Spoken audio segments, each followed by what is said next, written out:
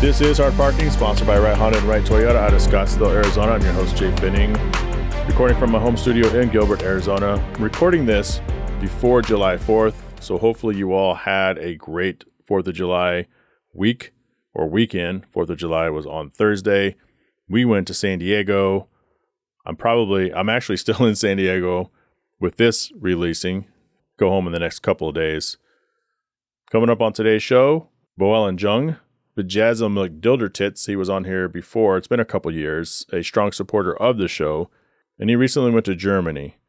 And so I told him we need to talk when he gets back into town. I want to hear all about his trip and borrow him for some questions for the Q&A segment. All that and more coming up after this word from 4Wheel Online. For over a decade, 4Wheel Online has been bringing the best truck accessories and truck parts to enhance the appearance and performance of all trucks and SUVs. They are dedicated to providing an extensive range of upgrades that will match any maker model on the road. The truck products cover everything to give your truck a custom look and added functionality.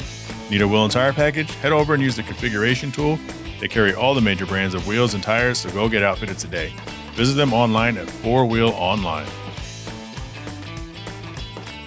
Well, Bo, welcome back to the show. It's been a while. You're always there in the background. I appreciate it. We got to get you back in studio. I think the last time you were here, you were trying to decide what car you would buy to replace the car that you had had. And a lot of stuff has happened since then. God, it's been a long time. But you just went to Germany. You just went maybe somewhere else. Want to give us a high level of what you experienced? Some of the small differences, any cool vehicles that you saw would be great.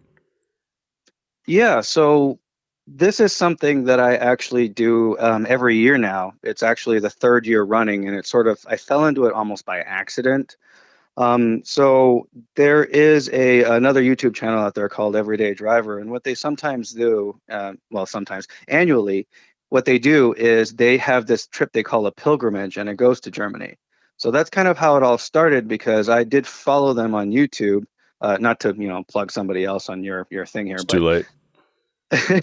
I do follow them there, and since they organized this trip, I decided, you know what? I may never have the opportunity to go to Europe again, or I may not have to do it in the way that it was organized here. And what's interesting about this trip is that it's kind of a car experience. So what happens is that you wind up in Germany on the Nurburgring, and you also wind up in Belgium at Spa, and you can run rental cars that are prepped for the track through a company called RSR, and it's kind of all inclusive. So basically, if you cover the flight, the package that you get with them covers just about everything else for 4 days. So it's the Nürburgring, Nordschleife, it's Spa, and then also there's a day in between where there's a road trip through some nice German country with some unrestricted parts of the Autobahn. And what happened is that the first year that I did it, this was back in 2022, I kind of fell in love with Germany a little bit. So, I mean, there's a lot to unpack there, but that's kind of what happened. And I just started going every year because of that. The year following, so this would be last year, and of course this year as well, what wound up happening is that I also started organizing additional time for myself as kind of an extra vacation, padding around this other event that was going on. So what that means in this particular context is that I would show up a little bit earlier, maybe 3 or 4 days earlier, or 2, depending.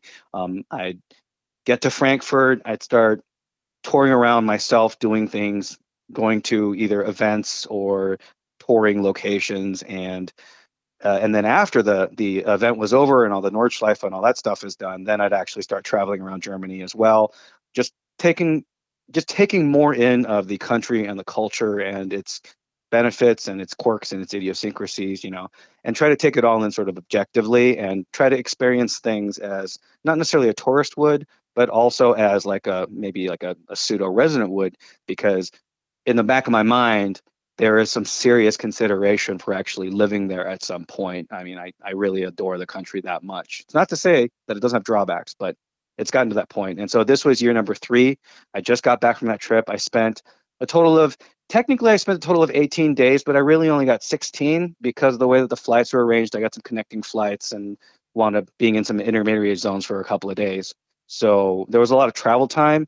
And of course, it also depends on whether or not you are going to be in a specific city funny enough, there's no central big city in Germany. They're all kind of ringed around the edges of the country because the middle is a lot of mountains. So there's not like one location that you can just travel to each direction from. You kind of have to kind of map it out and pace where you want to go and sort of plan ahead. And I'm not particularly good at planning ahead, but I think I got a decent amount of stuff done. Did you want to hear about like the details of what happened in Germany? Well, what I'll say is, because there's a lot to respond to there, just like you said, I did not know that there really is no big central city. It's a bunch of other cities spread around.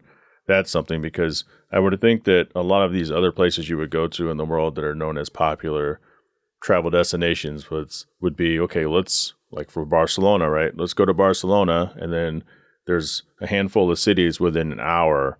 So then every day you can kind of pick a different direction and go and still come back to the place you're staying. And it doesn't sound like that's the case here. The second thing is, this being your third year, and you said you wanted to, you decided to build in, I guess, bookends, right? The beginning and the end of the trip, so you have some time to yourself. Did you just start doing that this year, or did you do it last year as well?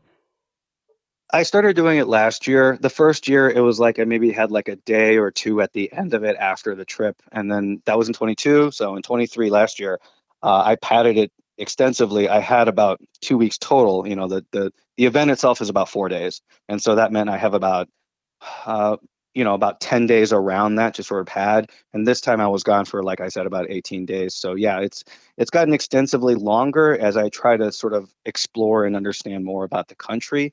Yeah, and it's not necessarily that you can't get to like a bunch of other cities from where you are. Right, It's just that they tend to be congregated in a place where you're going to be stuck in that region if you don't actually just uproot and go to the other region to start exploring there, you know? right. So for a quick example, like Frankfurt is where we fly in, and that's where the event starts and where it ends. So it's a really easy staging point for me. From Frankfurt, it's about an hour and a half to Stuttgart, and it's about maybe about 2 hours 45, close to 3 hours to Munich. And then, if you go north to like a big city in Hamburg, Hamburg is 4 hours away by car and probably 4 hours away by train, depending on how the stops and traffic and all that stuff works. Pretty complicated stuff, honestly, because there's a lot of variables, not because it's not easy. It's easy to understand, but there's a lot of stuff going on. And then Berlin is really far out there. It's all the way on the other side of the country, and it's not like a massive country, but I would say that even at top speed, top train speed, or top Autobahn speed, it would take you at least 6 to 8 hours to get all the way across the country anyway. And so, like, Berlin, on Berlin's side, it's the East Germany side, you're going to have Dresden, and you're going to have Leipzig, and you're going to have all these other cities, and they're kind of clustered over there. And then Hamburg's up north, and Hanover's right next to that. And they're kind of clustered up there. And then you've got Stuttgart and Munich. And I know I'm leaving out a bunch of cities. Like, if anybody is German who's listening to this, they're probably going to be like, well, you forgot about this town and this town. Yes, I did.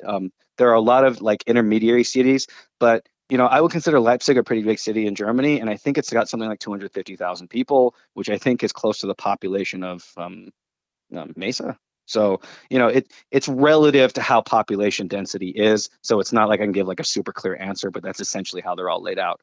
And yeah, like I keep trying to do things like just go to grocery stores and deal with parking and drive a lot on the Autobahn. I rented a car for 6 of those days I was there. I used the train the rest of the time, so I get familiar with the train, that kind of stuff. And I always try to explore places, but since if I'm staging from Frankfurt and I'm not going anywhere else, it's much harder to get to the east end of the country and stuff like that. So you have to factor in travel time and stuff. And I was never very good at waking up early anyway. So yeah, that's kind of how it well laid down. But I can tell you any other details you want to know.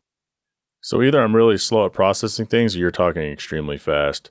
But I've just realized that if I if I wait long enough, you're going to answer the questions that I have, loaded up. Because Yeah. the question is, are you, how much of that did you drive versus train, and did you hop around on a flight? Now you said we. Was it just you, or did you take like your better half or a buddy or whatnot? The parts of the trip that I'd organized for myself was just me. So I'm not entirely sure when I said we, but I did actually run into a couple of people on my own time that was actually part of the organized trip. So there is that. And you are right, Jay. I am actually speaking really fast. And that typically happens only when I'm super excited about talking about something. Nice. Uh, yeah, I don't get to talk about Germany all that often with the people I know. I mean, they want to hear about like how the Nurburgring went and all the car stuff, and that's Of cool. course. But Boring. but yeah, but when I tried to talk to them about like, okay, well, I screwed up this parking thing and then I got stuck in front of the gate and I had to go through all this shebang. You and your listeners may be more interested in that, but for car guys, they're kind of like, okay, well, what happened next? No, totally. Yeah. That's funny. So, how many people go on this group? Because it almost sounds like Rob Ferretti's adventure drives. You know what I mean? Because he does that every year over there somewhere, and he's got one I think coming up right now. I've only heard tangentially about Rob Ferretti stuff, but I can't imagine it's particularly like super different in nature. Um, how would I word it? Like I said, it was 4 days, and you asked how many people, and I think this time everybody included, including the people who actually organized everything and hosted it. I think it was 20 people total. So like there was a That's a you decent know sized group. Yeah, actually, I think it's the biggest group they've tried to do so far, and it required, three rental vans, whereas in previous years, because like I said, this is my third time here, so in previous years they only needed two. And of course, the trip evolves with, how they want to do things and how schedules are organized and things like that. But I can't imagine they're too different from what Rob is doing. You show up, you organize your plane ride there. They tell you when and where they're going to meet. Then they tell you the itinerary. Then you go do the thing, bunch of laughs, bunch of gags, whatever, you meet people, you learn about them, you laugh, you cry. It's an experience. Then you go home and you blog about it, or you talk with Jhae Pfenning. And I like that last part. Talk to a Jay Pfenning. That sounds exciting. It sounds like something I've wanted to do one of Rob's adventure drives, but it's one of those deals where I kind of look at it, I'm like, my wife's never gonna allow me to do that. I can't even do the fuel run. This year, the fuel run from Monterey, excuse me, Uh, from LA to Monterey is, I don't know, $800 and something dollars, which is one of the cheapest fuel runs ever. And she's like, hell no. So, that's yeah, pretty yeah. cool. How much could this, if you don't mind, because I'm going to ask you anyway, how much could something like this set you back? Just the carport, the 4 day package itself.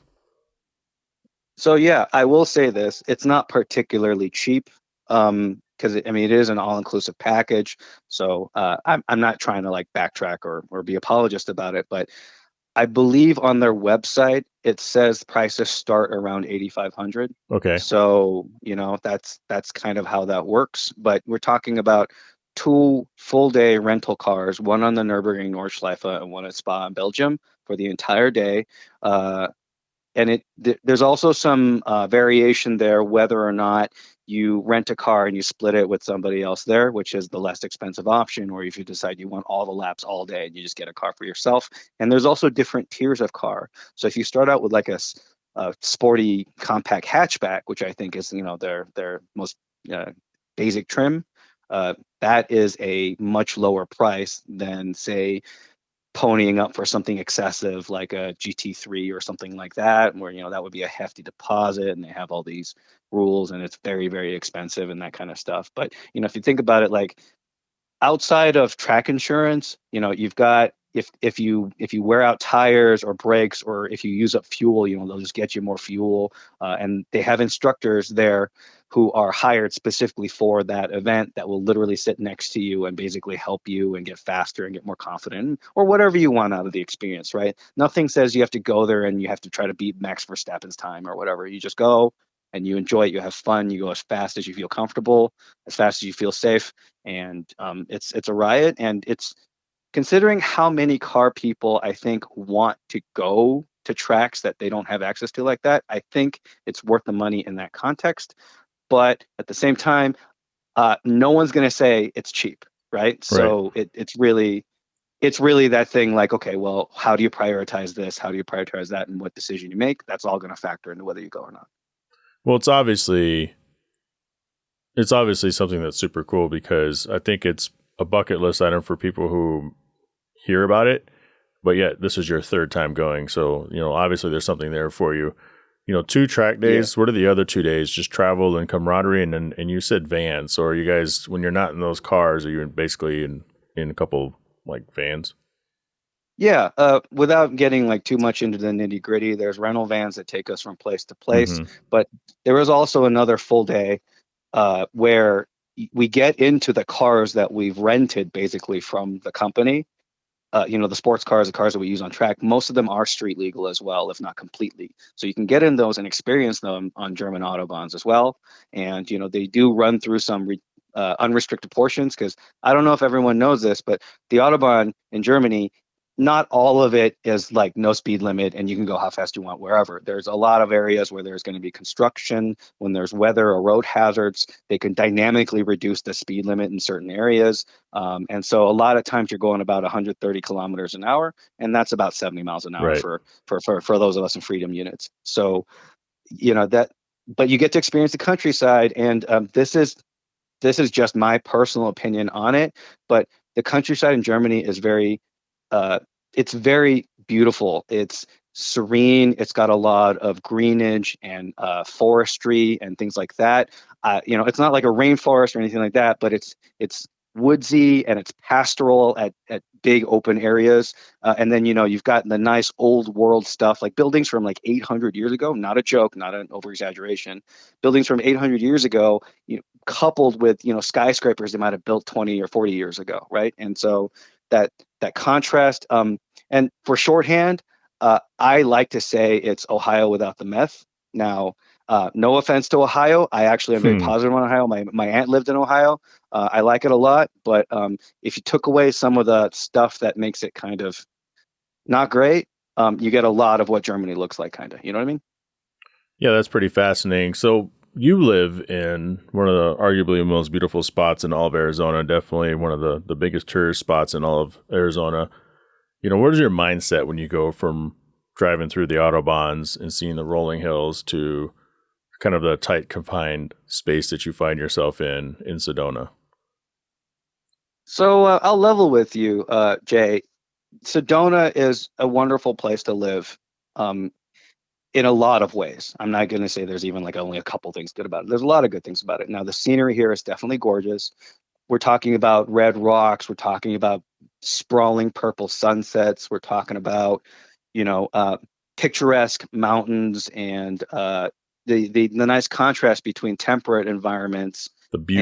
and in the buttes. The There's Buttes. there's altitude, there's weather, there's all sorts of crazy stuff, and the views are nothing to joke about, right? I mean, like when you've got running water and the streams and stuff like that, everything looks great. That's But, why so many people come here. but, Um, well, so it's not necessarily a but it's like, and Germany offers something completely different, right? You've got rolling hills instead of big mountains.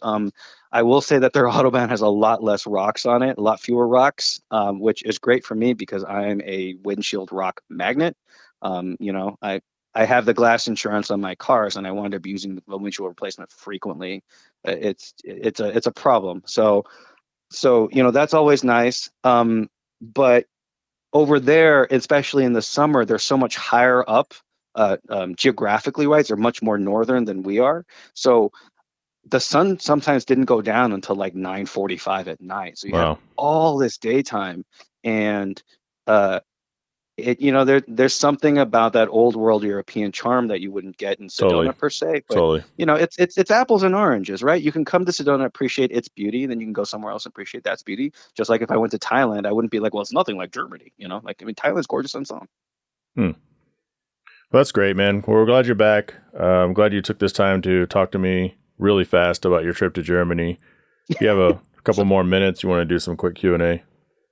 yeah, go for it. All right. So we don't have a lot of questions, but you're one of those more insightful people that I love having as a guest on the Q&A section or segment, the unofficial Q&A segment, because there really isn't one anymore. But so PassMag, Performance Audio Sound Magazine, had a question on social media the other day, and I think they left it open with there's really no right or wrong answer. Mm. But the question was, are replica wheels valid? And they had a picture of some show car and had, I don't know, some replica work wheels or something on there. What are your thoughts Mm. about rocking replica wheels? So there's two portions of that for myself that I would consider if I consider what rep wheels are about and what they're for. First of all, the definition of valid is kind of relative, right? You can say something is valid in one perspective and not valid in another perspective. Yep. So the way I think about this question is like, are rep wheels valid? It's like, are they legit for what you want to do? That's how I think about them, right? So Mm-hmm. in that context, rep wheels can be valid. It doesn't mean they're inherently valid, especially because they are reps after all. But let's think about this, because there's two major practical aspects to automotive I guess mechanisms or concepts, right? There's the design and then there's the engineering. And obviously this is not the totality of cars, but that's two big portions, right? So if you're talking about from a purely engineering standpoint, engineering typically deals with the idea of, does it fulfill the role that it needs to fulfill mechanically, right? Or in some sense of that word. So if rep wheels, I mean, they tend to be a little bit heavier because they're made from different materials, and they're supposed to be mimicking or paying an homage to something that is obviously a little bit more legitimate. But if it does everything that those wheels are supposed to do as they're driving around or whatever, that seems to be fine. If they don't, if they're, of a poorer quality or a poorer durability and they don't hold up to what you want them to do, then they're not valid at all.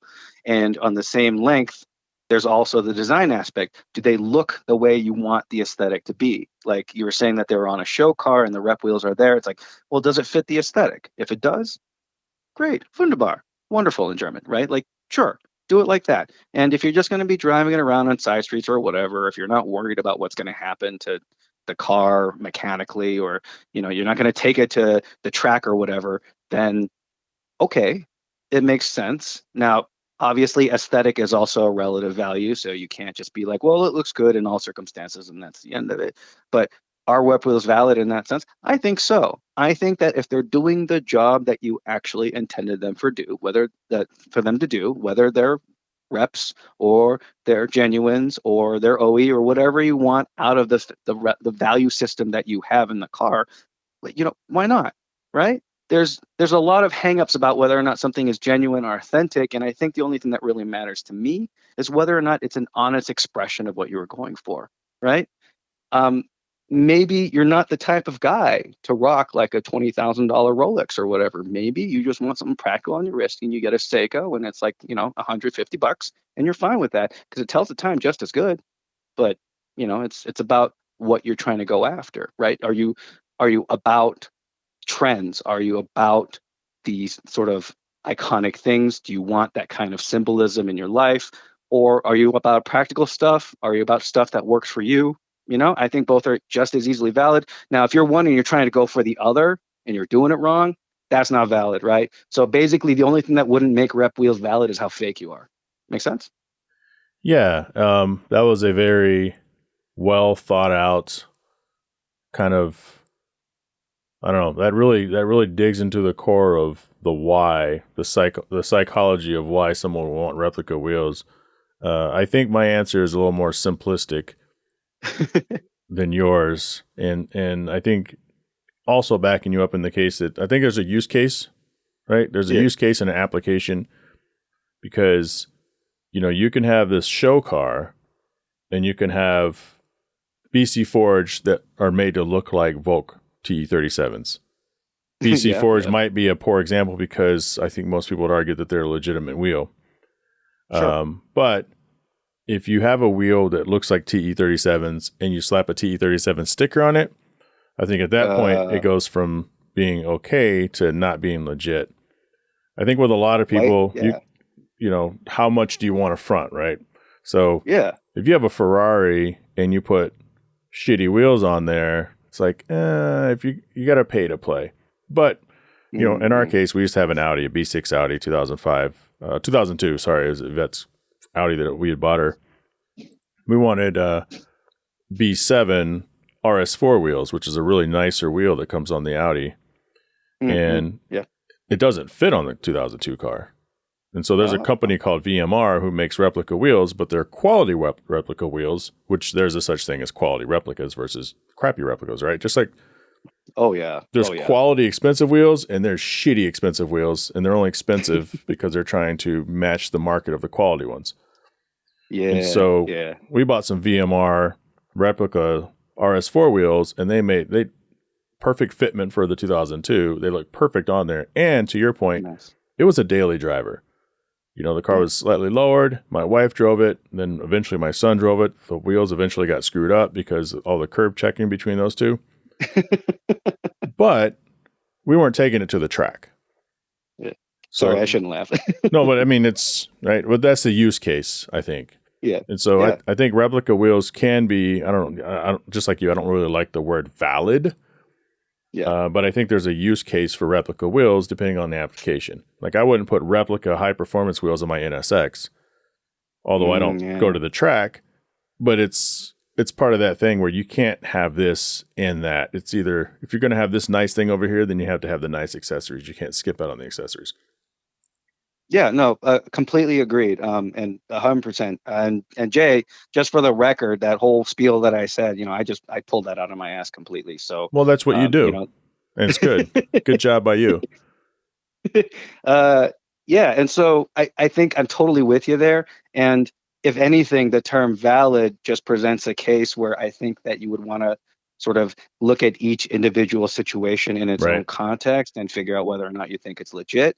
Now, I think everybody around has a 2002 Audi of their own. You know what I mean? Like they Yep. have something humble that's just for everyday use, or maybe humble is not the right word, but you know what I mean? Like something that they just have for every day.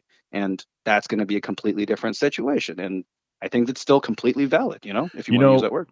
as we talk about it, I thought of maybe a key word that kind of differentiates underneath the umbrella of valid. You have your replica wheels, and then you Yeah. have your imitation wheels, right? Your Mm, imitation fake. mm, And I think that they can feel synonymous, but they can't always be used interchangeably. So if you have yeah. some fake work wheels, that means they're designed to look like they're work wheels, but they're going to crack in half, and you just bought them on eBay from somebody who's not an authentic dealer, Mm, versus wheels that are clearly replicas. They're designed to be replicas, but they are hopefully designed to hold up, with the exception of, like, no one's going to put replica wheels on their track car unless they're a drifter, and drift people don't care.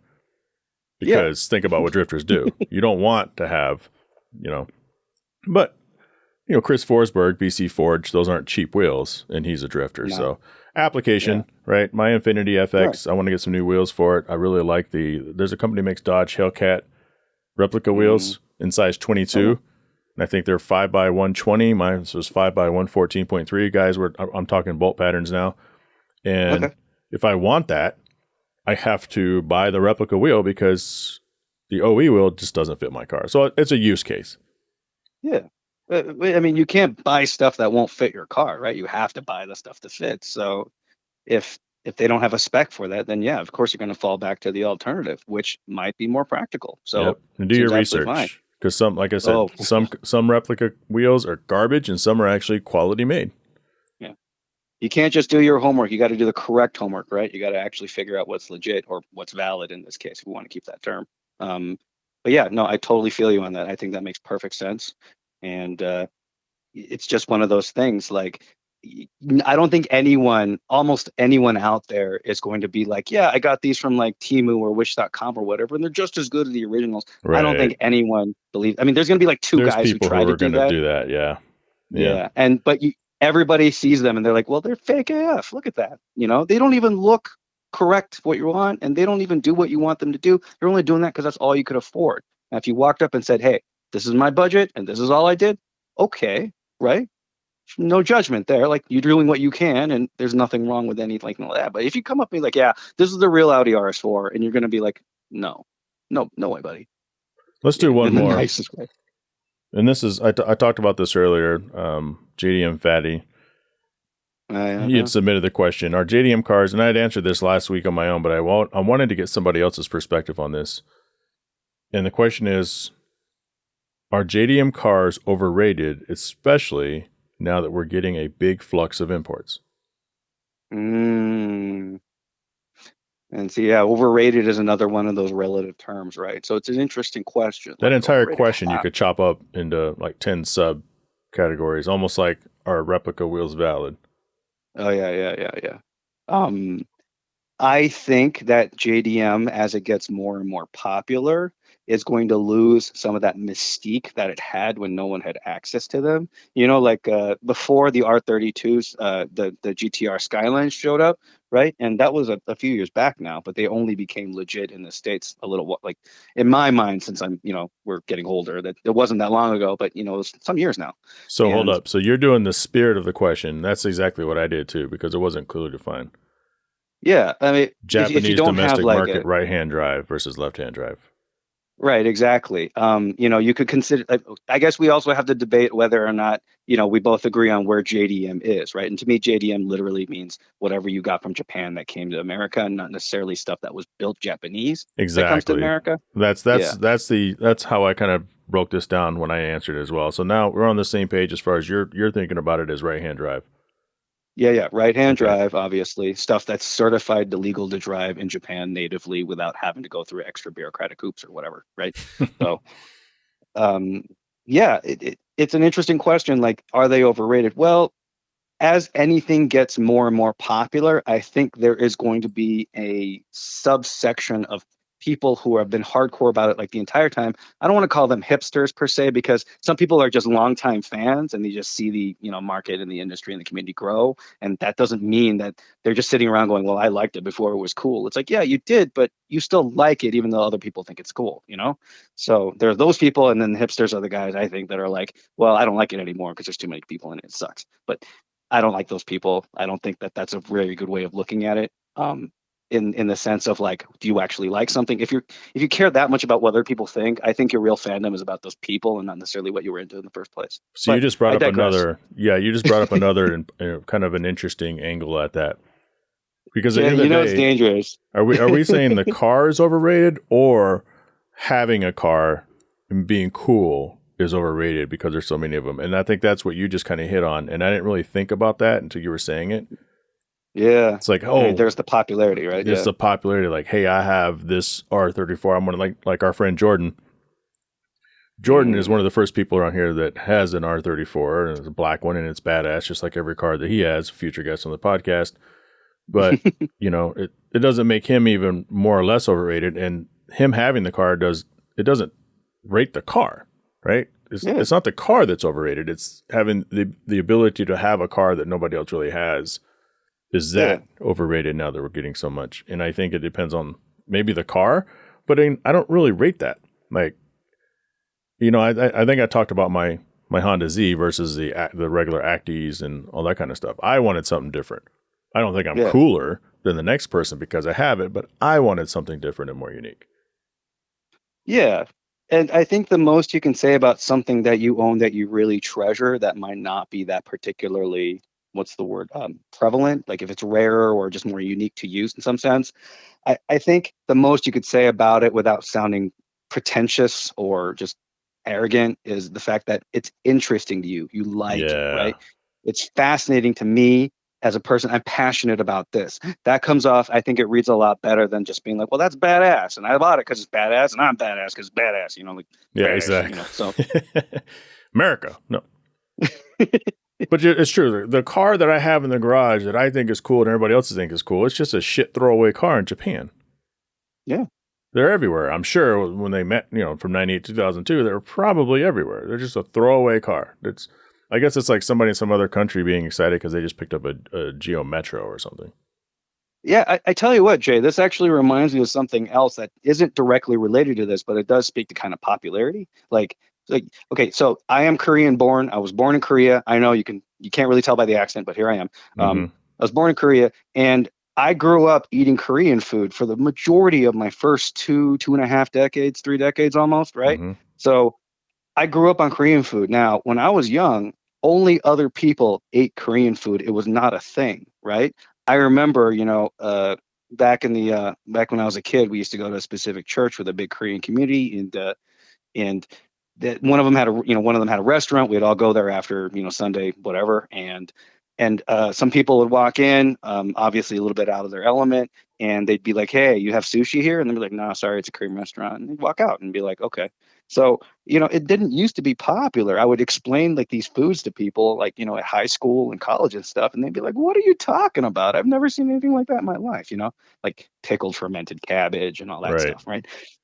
all of a sudden, like in the last like 5 years or so, I am seeing like Korean barbecue joints come up, and people are listening to K-pop and all this other stuff in a culture that I've never grown up really have any sort of attention on.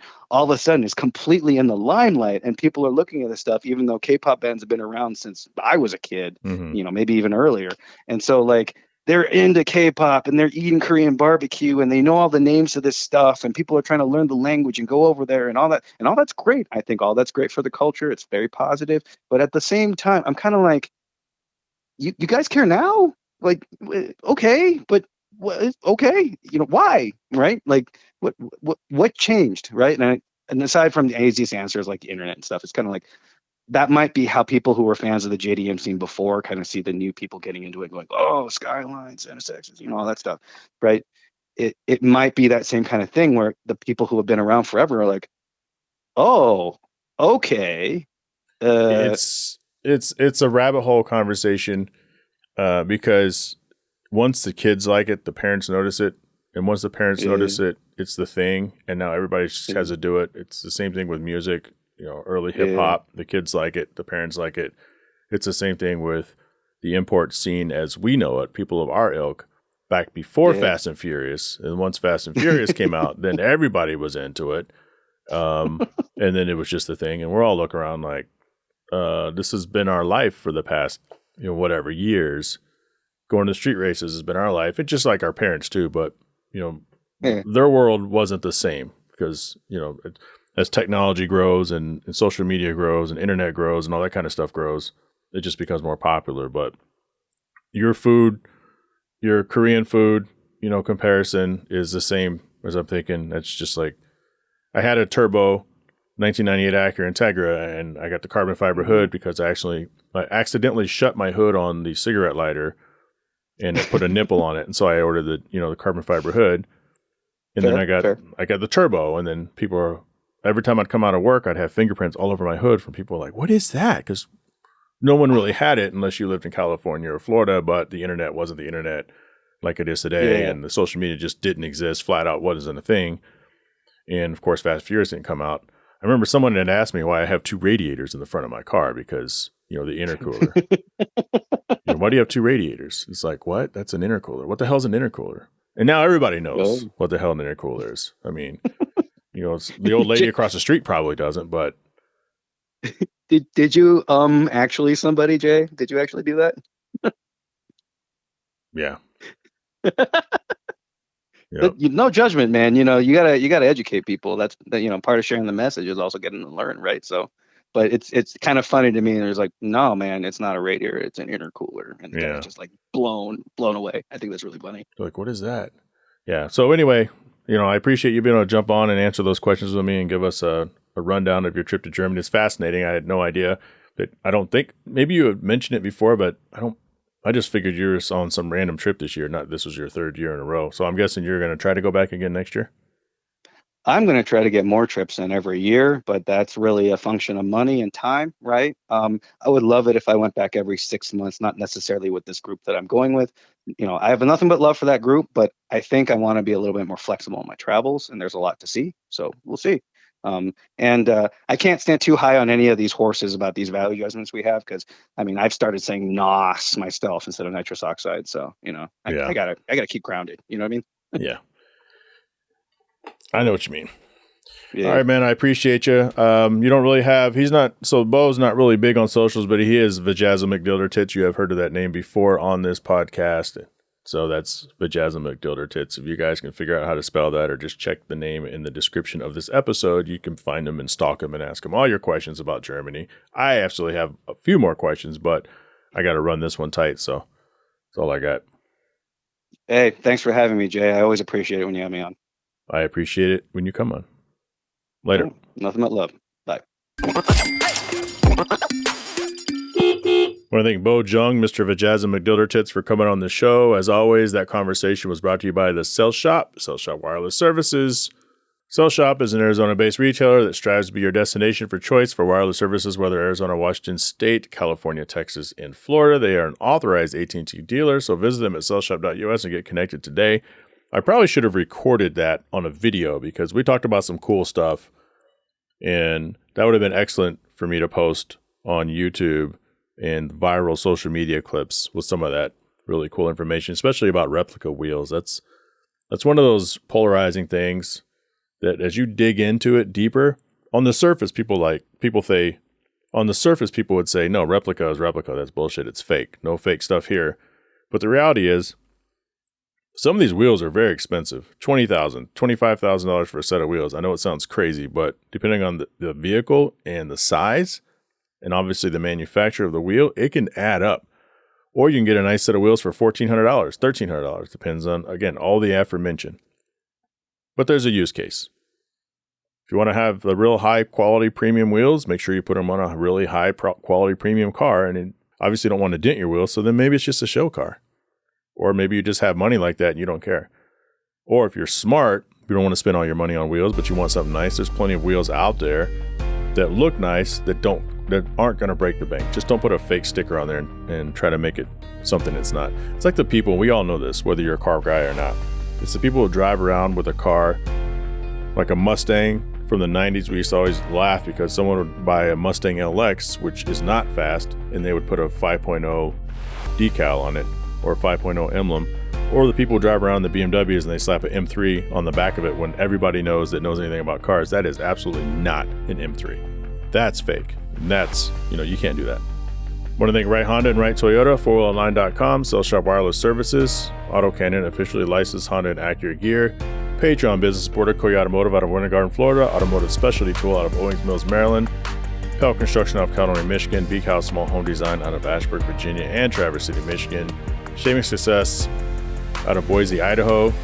Shout out to Mark Stoneman, Catherine Cox, Sadie Ramos, Richard Grays, Byron Jones, Bo Jung, who was just on the show, Alex Gamina, Drew Bunkley, and Yasu Chiba. Email the show, hardparkingpodcast@gmail.com.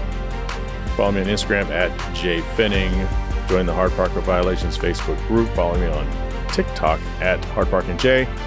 I can't grow that you're telling the world how great the show is. Let's do this. Let's grow this thing together. And I will talk to you all next week. Shut up!